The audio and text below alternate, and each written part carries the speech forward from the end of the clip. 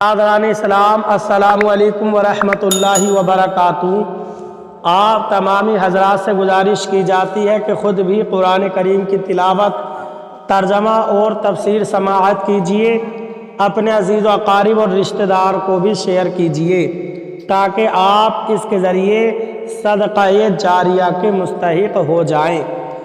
اعوذ باللہ من الشیطان الرجیم، بسم اللہ الرحمن الرحیم۔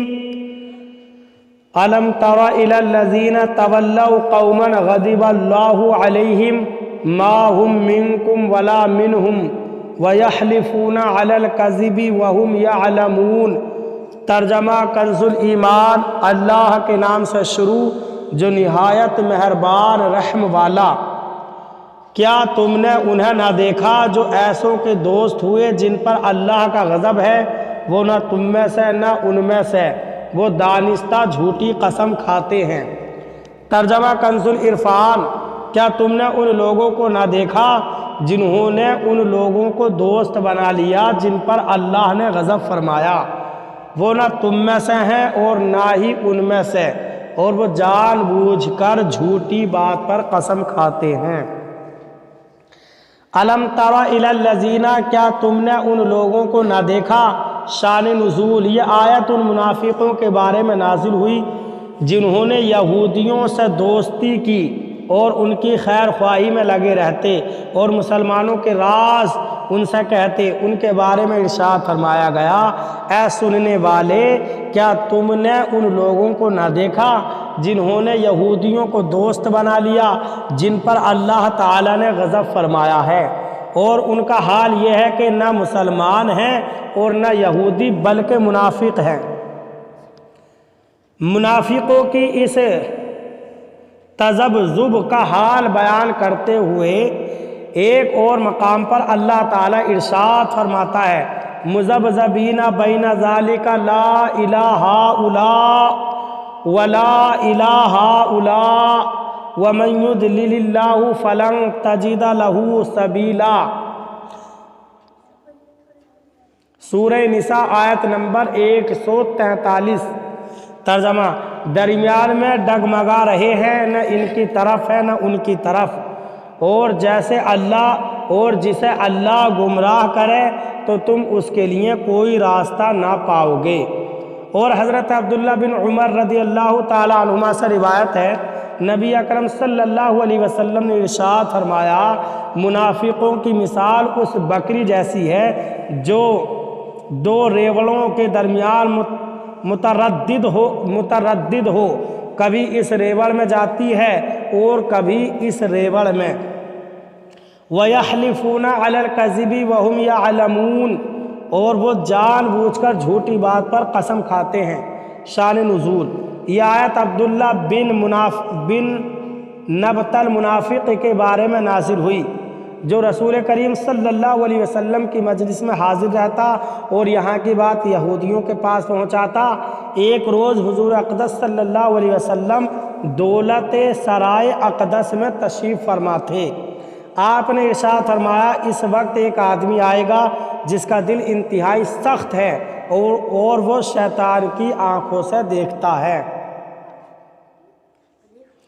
تھوڑی ہی دیر بعد عبداللہ بن نبطل آیا، اس کی آنکھیں نیلی تھیں۔ حضور اکرم صلی اللہ تعالی علیہ وسلم نے اس سے ارشاد فرمایا، تو اور تیرے ساتھی ہمیں کیوں گالیاں دیتے ہیں؟ وہ قسم کھا گیا کہ ایسا نہیں کرتا اور اپنے یاروں کو بھی لے آیا، انہوں نے بھی قسم کھائی کہ ہم نے آپ کو گالی نہیں دی۔ اس پر یہ آیت کریمہ نازل ہوئی، اعد اللہ لہم عذابا شدیدا انہم ساء ما كانوا يعملون اتخذوا ایمانہم جنتا فصدوا عن سبیل اللہ فلہم عذاب مہین لن تغنی عنہم اموالہم ولا اولادہم من اللہ شیئا اولئک اصحاب النار ہم فیہا خالدون۔ ترجمہ کنز الایمان، اللہ نے ان کے لیے سخت عذاب تیار کر رکھا ہے، بے شک وہ بہت ہی برے کام کرتے ہیں۔ انہوں نے اپنی قسموں کو ڈھال بنا لیا ہے تو اللہ کی راہ سے روکا تو ان کے لیے خواری کا عذاب ہے۔ ان کے مال اور ان کی اولاد اللہ کے سامنے انہیں کچھ کام نہ دیں گے، وہ دوزخی ہیں، انہیں اس میں ہمیشہ رہنا۔ ترجمہ کنز العرفان، اللہ نے ان کے لیے سخت عذاب تیار کر رکھا ہے، بے شک وہ بہت ہی برے کام کرتے ہیں۔ انہوں نے اپنی قسموں کو ڈھال بنا لیا ہے تو انہوں نے اللہ کی راہ سے روکا تو ان کے لیے رسوا کر دینے والا عذاب ہے۔ ان کے مال اور ان کی اولاد اللہ کے سامنے انہیں ہرگز کچھ کام نہ دیں گے، وہ دوزخی ہیں، وہ اس میں ہمیشہ رہیں گے۔ اعد اللہ لہم عذابا شدیدا، اللہ نے ان کے لیے سخت عذاب تیار کر رکھا ہے۔ اس آیت اور اس کے بعد والی 2 آیات کا خلاصہ یہ ہے کہ منافقوں کے اس طرز عمل کی وجہ سے اللہ تعالیٰ نے ان کے لیے سخت عذاب تیار کر رکھا ہے۔ بے شک وہ لوگ بہت ہی برے کام کرتے ہیں، اور ان کے برے کاموں میں سے ایک یہ ہے کہ انہوں نے اپنی جھوٹی قسموں کو اپنی جان و مال کی حفاظت کے لیے ڈھال بنا لیا ہے، پھر اپنی حیلہ سازی سے دوسروں کو بھی اللہ تعالیٰ کی راہ میں جہاد کرنے اور دین اسلام میں داخل ہونے سے روکتے ہیں، تو ان کے کفر اور راہ خدا سے روکنے کی بنا پر ان کے لیے آخرت میں رسوا کر دینے والا عذاب ہے۔ ان کے مال اور ان کی اولاد اللہ تعالیٰ کے سامنے انہیں کچھ کام نہ دیں گے، اور قیامت کے دن انہیں عذاب الہی سے بچا نہ سکیں گے، وہ دوزخی ہیں اور اس میں ہمیشہ رہیں گے۔ اللہ عمل کی توفیق عطا فرمائے، آمین۔